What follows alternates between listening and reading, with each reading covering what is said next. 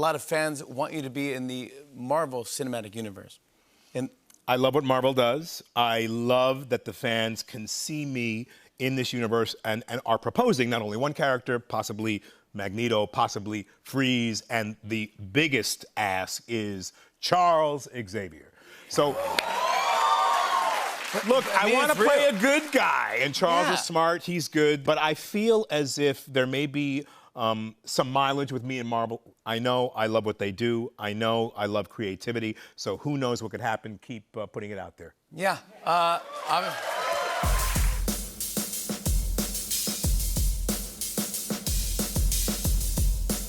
Cool Geeks Tribunal, eternal, forever.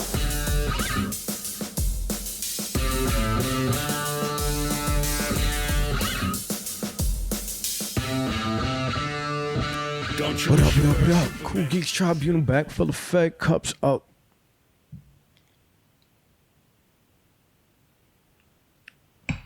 Yes, indeed. We back in the building. Today, we are talking the X-Men and just kind of having a little bit of fan fun with it. Giancarlo Esposito, who you may have known from Breaking Bad, The Mandalorian, Do the Right Thing. No, you ain't step on my Jordans. I know you ain't step on my J's. That guy.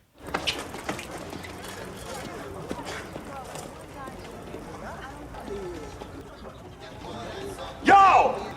You almost knocked me down, man. The word is excuse me. Excuse me, I'm sorry. Not only did you knock me down, you stepped on my brand new white Air Jordans that I just bought. And that's all you can say is excuse me. Are you serious? Yeah, I'm serious. I'll fuck you up quick 2 times. 2 times? Who told you to step on my sneakers? Who told you to walk on my side of the block? Who told you to be in my neighborhood? He was on Jimmy Fallon's Tonight Show, and he was talking about how he wanted to play either Magneto or Professor X. I could see him doing it. I could definitely see him pulling those off. You know, he has the acting chops. He is a very intense guy. He knows how to hit and find that place in himself to pull that off. You know, and Magneto is definitely intense. And so is Professor X. But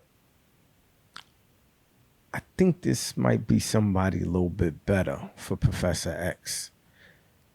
And I think there might be somebody a little bit better suited to play Magneto.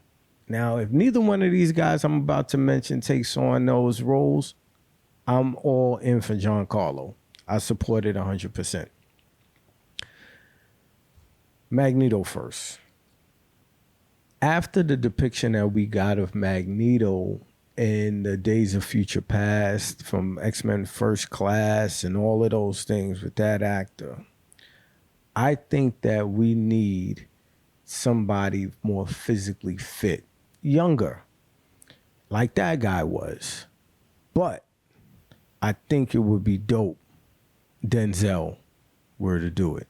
Now, I know he's not younger, but he's just so perfect that I make the exception for him, especially if we get my number one choice for Professor X, which would be Jeffrey Wright. I think those two going head to head would smash everything. While Professor X doesn't need to be so physically fit because he's in a wheelchair,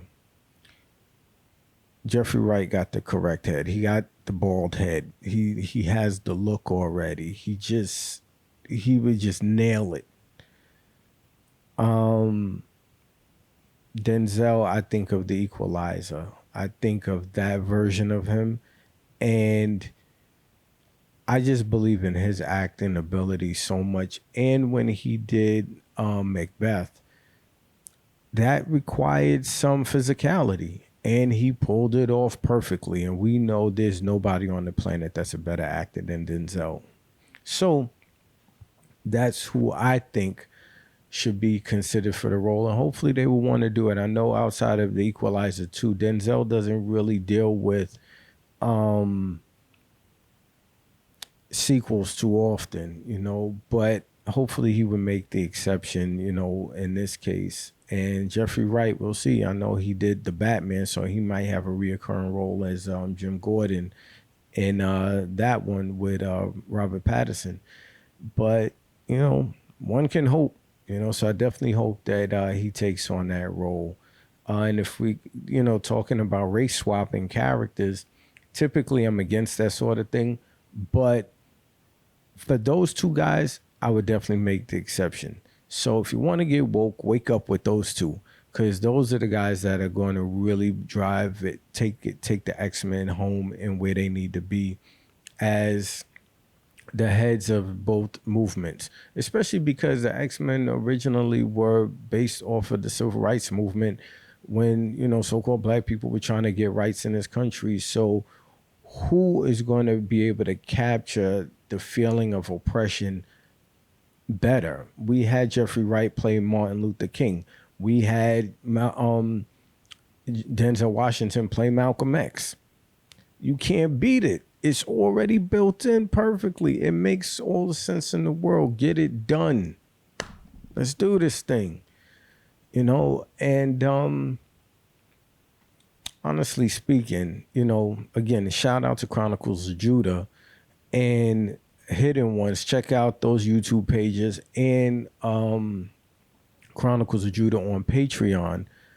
Did an excellent series called the Blue Man series, and the connection between the color blue, BLEWMAN, and then how it, went etymologically speaking into blue, BLUE, in connection to the Moors and the black Moors that ruled Europe, and that whole history, melanated, connection, and the power that goes along with that, and how that very well can play into Apocalypse, who is depicted as blue, Beast, who's depicted as blue, Mystique, who's depicted as blue, Nightcrawler, who is very blue.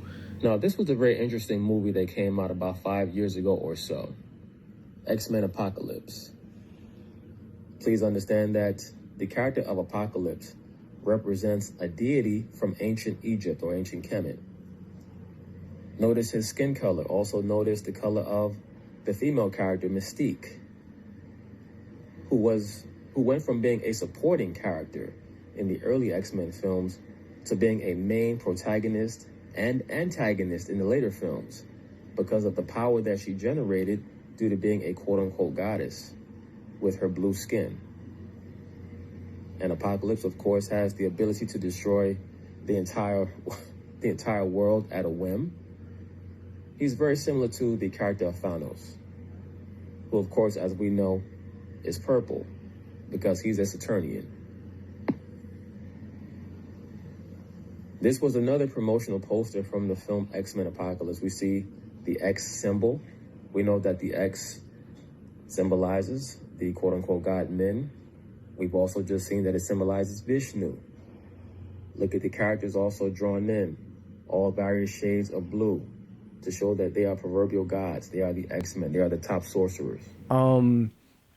I don't think that should be lost on anybody. And if you want other cinematic evidence of, indigenous, aboriginal, original man sort of, vibe going on in connection to the color blue, etymologically speaking, and, just historically overall, Avatar, James Cameron.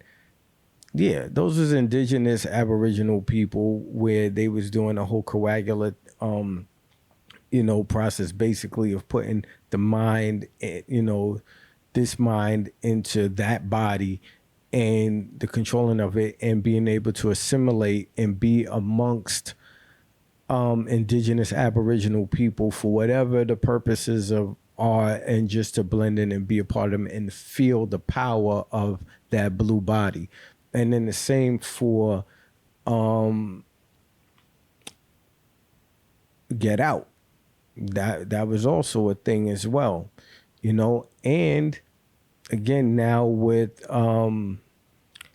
Jonathan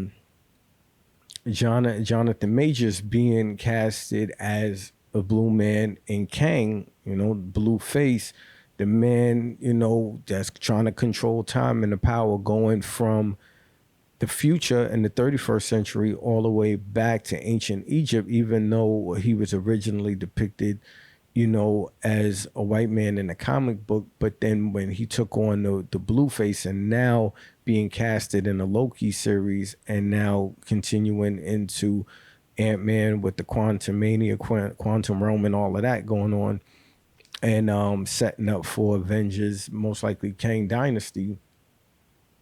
Maybe there's something to this whole blue connection with, again, the Moors and Black Moors and everything like that, and there being some power to that. Maybe let's investigate that, learn some history, deal with things historically in that regard, and not shy away from it, and see how it connects presently and where we're going in the future.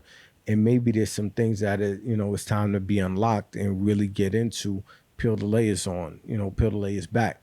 So let's unpack it, bring it out, and show what it really is, and let's really talk about it. And if we're going to talk about it, and that's not just, once again, we love to be entertained, but maybe we could learn something along the way as well.